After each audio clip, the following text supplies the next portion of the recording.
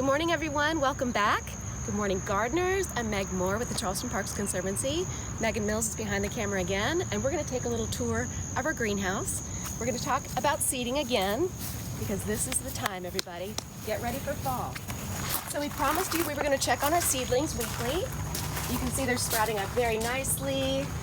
You can see we talked about the cotyledon leaves. There they are, and the true leaves are now coming up. These are not quite ready to pot up into bigger pots, but we're going to continue to check on them. One, go. Okay, so it's the weekend of August 15th, and we're going to start seeding for our fall crops. So look how exciting. We have all of our seeds. This came in the mail. I love it when the seeds come in the mail, full of potential food. So here we are, giving you a little visual. So this week we are planting our cabbage, broccoli, cauliflower, kale, and more. Kalettes we will be growing as well. They're delicious.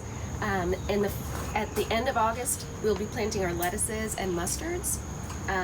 Then we are moving into our root crops. So we have radishes, carrots, beets, and then at the end of September, we will be seeding our spinach, because spinach really loves our cooler temperatures. So we're going to hold off a little bit on that one. So talking about seed planting for Charleston, this is a very informative flyer from Himes Garden Center. It's a helpful guide. You can also look at Clemson Extension's website.